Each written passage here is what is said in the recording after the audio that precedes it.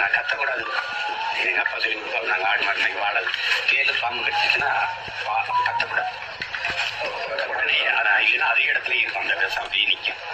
நீங்க சொல்லிச்சு பாருங்க, அப்படி உடனே தண்ணிக்குள்ள விட்டீங்கன்னா அங்கேயே ஏற. பாம்பு யாரையாவது கடிச்சிருச்சுன்னா சும்மா தண்ணிக்குள்ள கை வச்சாலே போதும், அந்த நஞ்சு அங்கேயே நின்றும், நம்ம உடம்புல ஏறாதுன்னு சொல்லியிருக்காரு. நஞ்சுள்ள பாம்புகள் கடிக்கும் போது நம்ம ரத்த ஓட்டத்துல அது கலக்கிறனாலதான் நமக்கு ஆபத்தான விளைவுகள் ஏற்படுது. இப்ப இவர் சொல்ற மாதிரி தண்ணிக்குள்ள கை வச்சோம்னா ரத்த ஓட்டம் ஓடாம ஒரே இடத்துல நின்றுமா? ஏற்கனவே பாம்புகளை பத்தி பல தவறான மூட நம்பிக்கைகள் பரவி போய் கிடக்கு. அதுல இவங்க வேற ஏன் இப்படி பொய்யான தகவல்களை பரப்பி மக்களோட உயிரோட விளையாடுறாங்கன்னு தெரியல. இந்த மாதிரி பாம்புகளை பத்தி தெரியாதவங்க யாராவது தகவல் சொன்னாங்கன்னா தயவு செய்து அதை நம்பாதீங்க. வணக்கம். அந்த இலக்கணத்துல 10 உறுப்பு இருக்குல்ல, அந்த 10 உறுப்புல ஒரு உறுப்புல வர்ற பேரு இதெல்லாம். ஹீரா பெண், வாசக்கதவு, பெரியதாலை, தாலாகுளம், நல்லபடியா, பூ இருட்டு, ஆனந்தம். இந்த 7 சொல்லும் என்னன்னு யாருக்கும் தெரியாது. பெரியதாலைன்னா தெரியும், ஆனா அது எந்த ஊரு அப்படின்னு தெரியும். அப்படின்னா என்னன்னு யாருக்கும் சொல்ல தெரியாது. ஏன்னா மொழி சொல்லிக் கொடுக்கல. மொழி சொல்லி கொடுத்தாதானே தெரியும். இவங்களுக்கு தான் சமஸ்கிருதம், வடமொழி, ஹிந்தி, அந்நிய மொழின்னு வருது. இந்த பேர் தெரியுதா? ஹீரா பெண். இலக்கணத்துல 10 உறுப்புல வர்ற ஒரு உறுப்புல பேர் வச்சிருக்காங்க.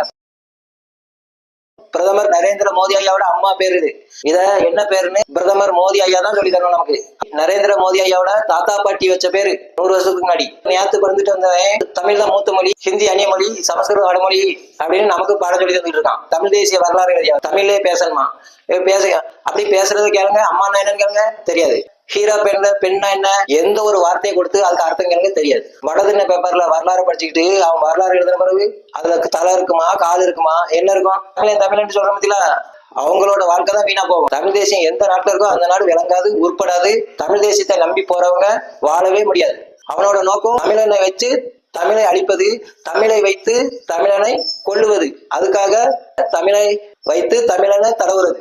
இவங்க இந்த வேலை தான் நடக்குது. தமிழ் தேசிய பேச்சை கேட்டு யாரும் செயல்படாதீங்க. சமஸ்கிருதம் வடமொழின்னு சொல்றவங்களையும் நம்பாதீங்க. எது நம்ம பேசுறதுதான் சமஸ்கிருதம். அதே மாதிரி மூத்த மொழிங்கிறது சமஸ்கிருதம் தான் மூத்த மொழி. அது தமிழ்நாட்டில் உள்ளது மட்டும் கிடையாது.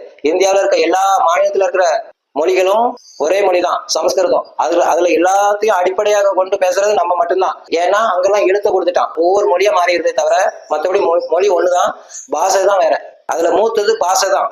மொழி வந்து 2வது. மொழியை தான் உருவாக்கிறத தவிர பாஷையை யாரும் உருவாக்கல. எல்லாத்துக்கும் ஒரே எழுத்தா கொடுக்கணும் அப்படின்னு இருந்தா தான் அந்த ஒரே மொழியா இருக்கும். அடிப்படையிலையும் எழுதப்பட்டதுதான் நம்ம தமிழ் எழுத்து. ஆனா வெள்ளைக்காரன் வந்து ஒவ்வொரு மாநிலத்துக்கா ஒவ்வொரு பாஷைக்கா வந்து எழுத்து கொடுத்துட்டதுனால அது ஒவ்வொரு மொழியா ஆயிடுச்சு. அது மொழி கிடையாது, பாஷை. மொழிங்கிறது சமஸ்கிருதம் மட்டும்தான்.